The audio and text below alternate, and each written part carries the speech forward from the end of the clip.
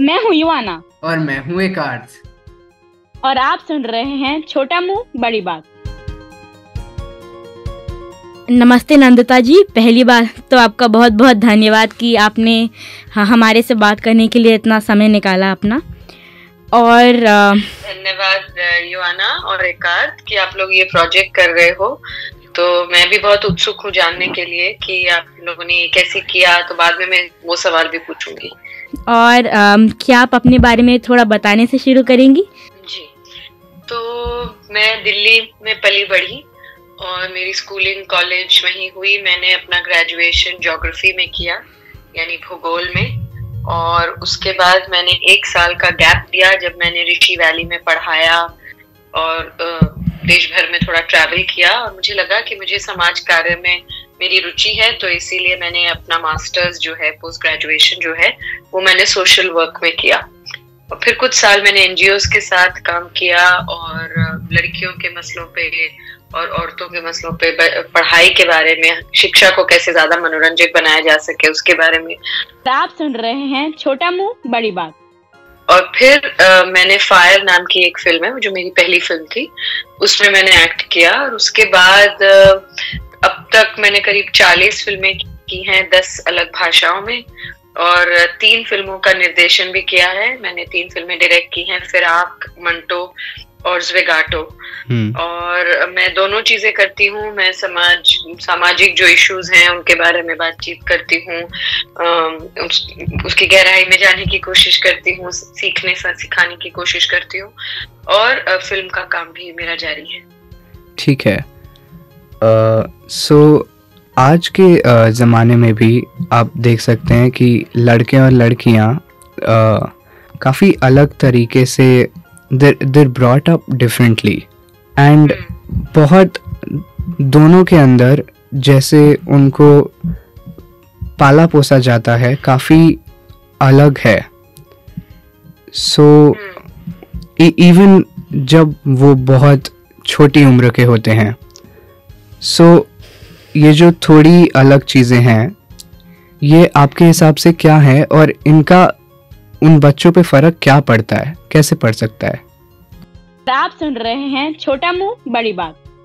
तो जो भी पुरुष प्रधान समाज हो, जिसको हम अंग्रेजी में पेट्रियार्कल सोसाइटी कहते हैं, उसमें अनफॉर्चुनेटली बहुत दुख की बात है कि लड़कियों और लड़कों में फर्क किया जाता है।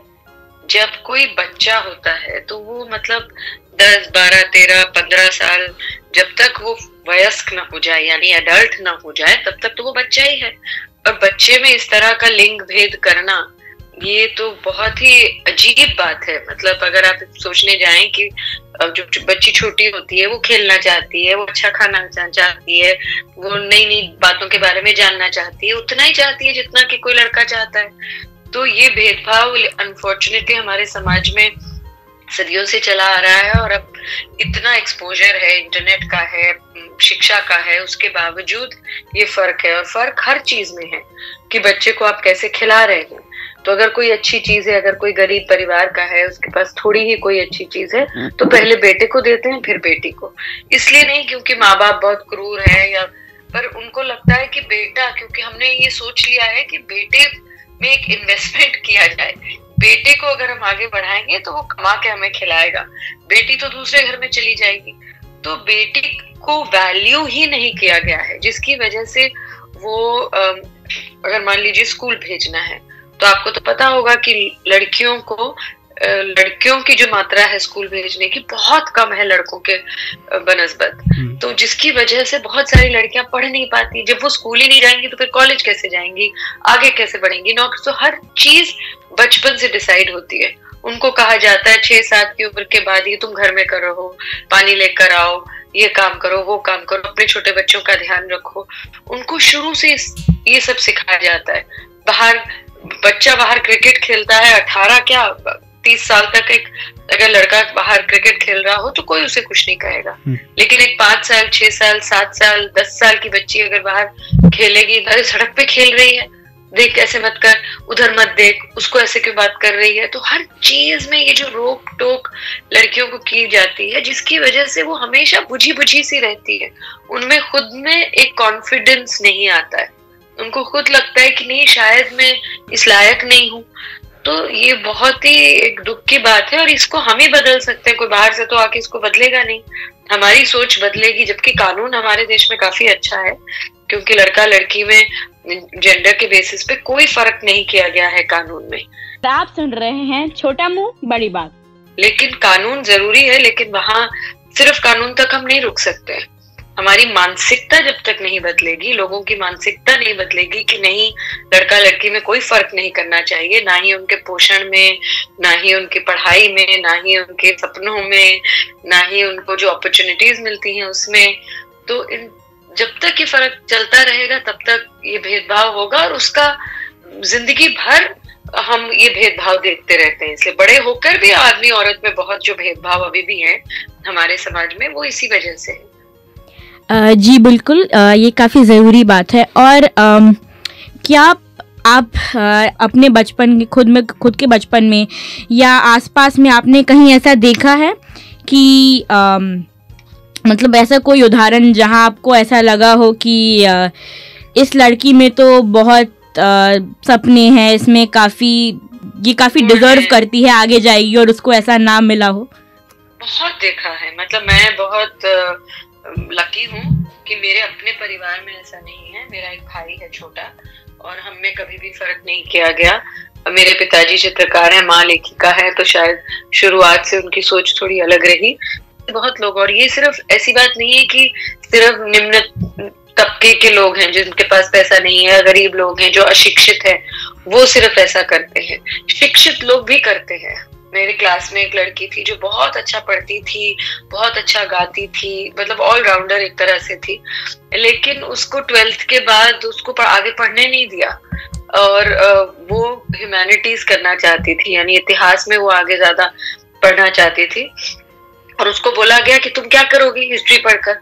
तो उसको बिल्कुल एक छोटा सा कुछ डिप्लोमा जो उन्हें वो चाहते थे, मुझे याद नहीं एग्जैक्टली क्या था, करके, और वो इतनी डिप्रेशन में चली गई क्योंकि उसके दूसरे दोस्त मेरे जैसे और दोस्त थे जो हम तो आगे पढ़ भी रहे थे, अलग अलग चीजें कर रहे थे, और वो कुछ भी नहीं कर पाई, और उसकी 19 साल में शादी कर दी गई। और उसकी वजह से वो एक, मतलब मैं मिली थी उससे करीब 10 साल पहले की बात है, और वो मुझे बता रही थी कि क्या क्या उसके सपने थे जो हमें भी नहीं पता थे स्कूल फ्रेंड्स।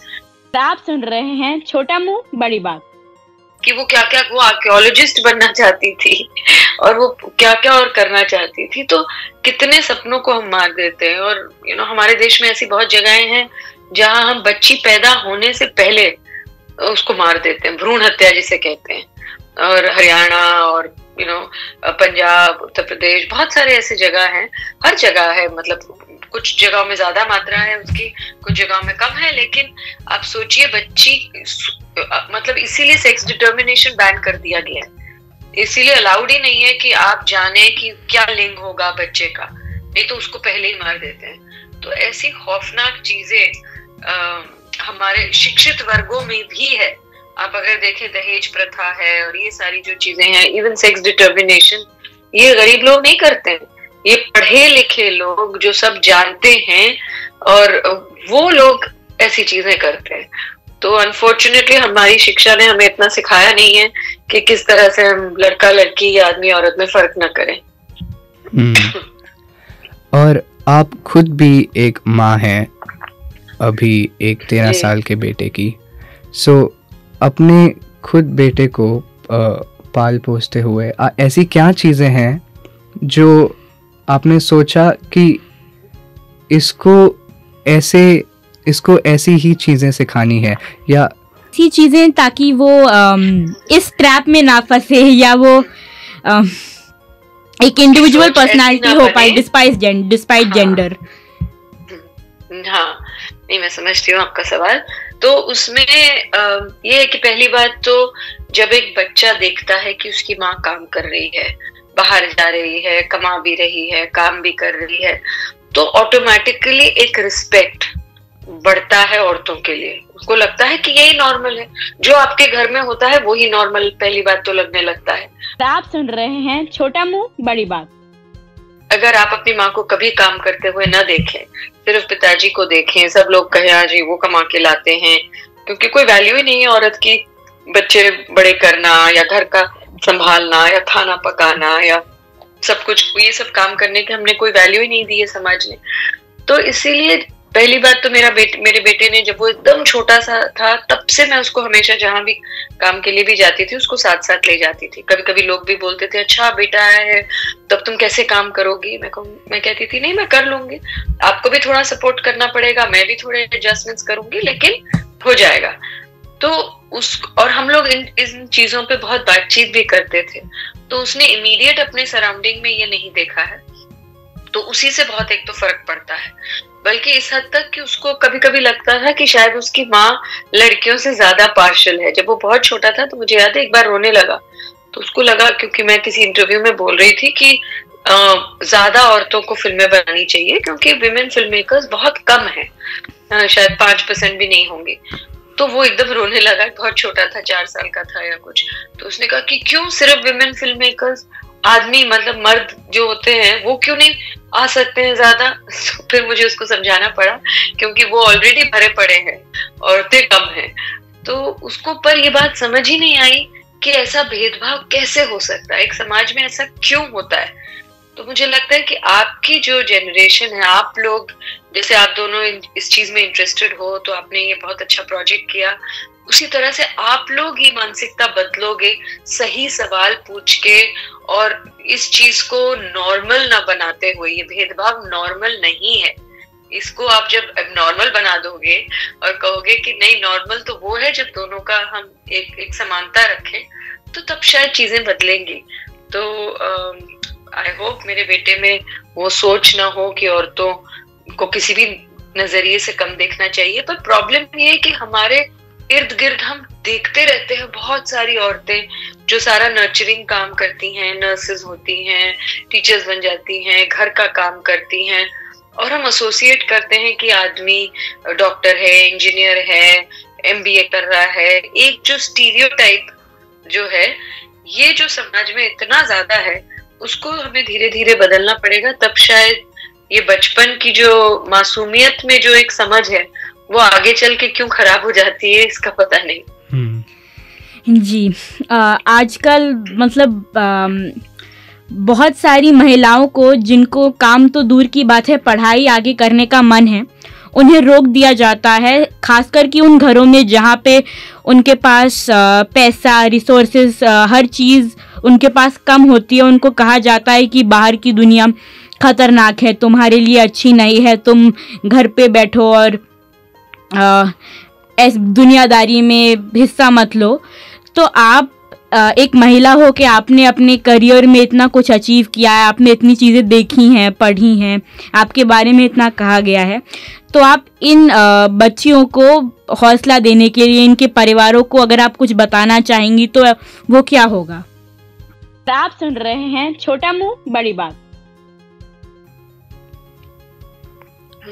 पहली बात तो मैं आपको ये बता दूं कि ये सिर्फ गरीब परिवारों में नहीं होता कि औरतों को काम करने नहीं दिया जाता। हमारा इनफैक्ट विमेन का जो वर्कफोर्स में जो परसेंटेज है, कुछ साल पहले ही 27% था, अब वो और नीचे आ गया है, 23% हो गया है। और ये अक्रॉस क्लास है, बल्कि जो जिनके पास ज्यादा पैसा है वो बल्कि औरतों को कह रहे हैं कि मत जाओ, क्योंकि वो कई आदमी कहते हैं कि भाई हमारे पास तो है पैसा, तुम क्यों बाहर जाके काम करोगी। हम लोग सिर्फ पैसे के लिए नहीं काम करते ना। अगर आप किसी आदमी को जितनी उसकी तनख्वाह है उतना दे दो पैसा पूरा, फिर उसको बोलो कि तुम बस घर पे रहो और घर का सारा काम करो, तब भी वो नहीं करेगा, क्योंकि उसको पता है कि सिर्फ पैसा तो खैर पैसे कमाने जा रहा है, लेकिन और भी चीजें होती है, 10 लोगों से मिलते हैं, हंसाना होता है, बाहर की दुनिया देखने का मौका मिलता है, अलग अलग अनुभव होते हैं। तो वैसे आदमी भी कई बार औरतों को मना करते हैं काम करने से। मैं तो यही कहूंगी कि आप अपने आप को किसी से कम मत समझो। अगर हम इस चीज को नॉर्मल न समझें, हम अगर सच्ची में इस चीज को समझ जाएं कि हम में और किसी आदमी में या किसी बच्ची में या किसी लड़के में कोई फर्क नहीं है, ना काबिलियत का फर्क है, ना सपने देखने की क्षमता का है, ना काम करने की, ना हिम्मत की, तो हर चीज कर सकती है और करती हैं। औरतें प्राइम मिनिस्टर भी बनी हैं, चांद पे भी गई हैं, और बहुत सारे जो नॉर्मल जो काम होते हैं, जो हर काम जिसमें हैवी लिफ्टिंग भी करती है, हम सोचते हैं कि चलो आदमी करते हैं, एक कोई पतला सा आदमी और एक वेट लिफ्टर आ जाए तो औरत भी कर सकती है। तो ऐसा कोई काम नहीं है जो औरत नहीं कर सकती है। तो ये विश्वास आप अपने आप में बनाए रखिए और कभी भी इसको शेम के साथ मत ये करिए। लाइक हम लोग अगर कोई बदतमीजी करता है आदमी, तो औरतें शर्मा जाती है कि नहीं, किसी को कहना नहीं चाहिए, नहीं मुझे कहेंगे कि मैंने शायद गलत कपड़े पहने या मैंने उसकी तरफ देखा, या हमने जो बेचारा विक्टिम है एक तरह से, जो सफर कर रहा है, उसी को हम शर्मिंदा भी होने को दे देते हैं। ये तो बड़ी अजीब सी बात है। तो लड़कियों को ये पहले अपने अंदर विश्वास रख लेना चाहिए कि सच बोलना या बुलंद आवाज में बोलना या सही चीज बोलना या अपने हक के लिए लड़ना, ये बिल्कुल भी बुरी चीज नहीं है, बल्कि ये अच्छी चीज है। हम अगर एक दूसरे को मदद करेंगे तो हमें और साहस, हमारी हिम्मत और बढ़ेगी। तो अगर किसी आप लड़की को भी अगर देख रहे हैं कि उसके साथ कुछ बुरा हो रहा है, तो उसके लिए बोलिए, उसको हौसला दीजिए, तभी शायद ये बदलाव आएगा। और बदलाव तो आएगा, पक्का आएगा, लेकिन ये बदलाव और जल्दी आ सकता है अगर हम सब इसमें जुड़ जाएं। जी, बहुत महत्वपूर्ण बात है। और मैं आपसे पूछना चाहूंगी कि इसी चीज़ का एक दूसरा नज़रिया भी है आजकल कि जो लड़के या जो लड़के और जो मर्द होते हैं आजकल, उनको ऐसा कहा जाता है कि ऐसा क्यों कर रहे हो, ये तो लड़कियों जैसा रो रहे हो, या लड़की जैसे क्यों गाड़ी चला रहे हो, या कथक करना लड़कियों की चीज़ होती है, तुम मत करो। तो इसके बारे में आपकी क्या सोच है? और खासकर क्योंकि आपका खुद का एक बेटा है, तो आप शायद ज़्यादा अच्छे से समझ पाए। हाँ, हम लोग बहुत जल्दी स्टीरियोटाइप कर लेते हैं। मतलब रोना तो बहुत एक स्वाभाविक चीज है। अगर आपको दुख होगा तो आप रोएंगे, आप दबा भी सकते हैं अपने अंदर, लेकिन एक चीज को दर्शाना या एक्सप्रेस करना जरूरी है, तब मन हल्का। कहते नहीं है कि रो लो तो मन हल्का हो जाएगा। तो इसीलिए वो तो लड़के में भी है, लड़की में भी है, वही फीलिंग्स है। लेकिन हमने बेचारे लड़कों पे भी बहुत बोझ डाल दिया कि नहीं, तुम्हें रोना नहीं चाहिए। अगर कोई लड़का रो लेता है तो बोलते हैं कि लड़कियों जैसा क्यों रोता है। मेरे बेटे को बोलते थे क्योंकि उसको रोना आ जाता था फट से, क्योंकि कोई आप सेंसिटिव हो तो रोना आ जाता है। आप सुन रहे हैं छोटा मुंह बड़ी बात। तो फिर लड़के भी डर जाते हैं, अपनी बात नहीं कह पाते। तो ये जो स्टीरियोटाइप चीजें हैं कि लड़कियां डॉल से खेलेंगी, गुड़ियाओं से खेलेंगी, लड़के गाड़ी से खेलेंगे, लड़के लेगो से खेलेंगे, या जो भी ऐसी चीजें हैं, ये हमने ही तो बांधी हैं कि लड़के ब्लू पहनेंगे, लड़की पिंक पहनेगी। तो ये चीजें तभी बदलेगी जब हम उस चीज को बदलेंगे। तो बचपन से विहान के पास गुड़िया भी थी, गाड़ी भी थी। हम कभी भी गन्स वगैरह नहीं लाते थे जो बहुत सारे लड़कों को दी जाती, जो टॉय गन होती है, बंदूक और इस तरह की वायलेंट चीजें, जिससे वैसे ही इतना वायलेंस है हमारी दुनिया में, तो इस तरह की चीजों से दूरी रखा है। तो मुझे लगता है कि अगर आप बचपन से वो स्टीरियोटाइप चीजें ना करो तो बच्चों को ये चीजें समझ ही नहीं आती, वो सोचते ही नहीं है इस बारे में, उनको लगता ही नहीं है कि कोई ऐसा फर्क है। और ये लड़कियों के साथ भी करना जरूरी है और लड़कों के साथ भी। जितना काम हम लड़कियों को हिम्मत देने का करते हैं, उतना ही काम हमें लड़कों के साथ करना है, ताकि वो सेंसिटिविटी उनमें रहे, वो संवेदनशीलता उनमें रहे कि नहीं, हम एक दूसरे को एक समान देखें। तो एक बेटे को आजकल के जमाने में बड़ा करना उतना ही उसमें काम और उतना ही समय देने की जरूरत है जितना कि बेटी के बड़ा करने में है। जी, फिर से आपका धन्यवाद कि आपने हमको इन कठिन सवालों के जवाब आपने हमारे लिए आसान कर दिए। और ये तो एक हमेशा चलने वाले सवाल है, ये हमको हमेशा अपने आप से ही पूछने पड़ते हैं। तो आपका बहुत बहुत धन्यवाद। थैंक यू, बहुत बहुत शुक्रिया योआना और एकार्त। और मुझे लगता है कि हम अपनी जिंदगी में अपने इर्द गिर्द देखें कि ऐसी कौन सी छोटी छोटी चीजें हैं। और जबकि मैं अपने आप को मानती हूँ कि मैंने इस सब्जेक्ट पे बहुत काम भी किया है, मैं लकी भी हूँ कि मेरे माँ बाप ने ये भेदभाव नहीं किया, उसके बावजूद ऐसी चीजें हैं जो कई बार मैं अपने आप को देखती हूँ कि मैं वो चीजें करती हूँ जो औरतें करती हैं, कि भाई ये मेरा काम है कि इस तरह से चीजों को संभालना।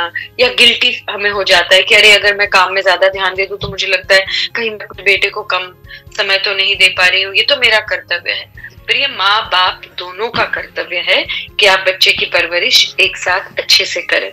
तो हम अपने आप को अपने इर्द गिर्द देखें और अपने आप में देखें कि ऐसी कौन सी चीजें जो इस मानसिकता को आगे चला रही है, क्योंकि हम ही तोड़ सकते हैं इस भेदभाव को, और कोई नहीं इसमें बाहर से आके करेगा। तो आप दोनों का शुक्रिया कि आप इस सब्जेक्ट को और इतना गहराई से सोच रहे हैं, इसके बारे में कर रहे हैं। धन्यवाद। ठीक है, okay, thank you both. Thank you. Thank you. चाहे हो कितना भी बवाल, मत छोड़ो सवाल, करते रहो छोटा मुंह बड़ी बात।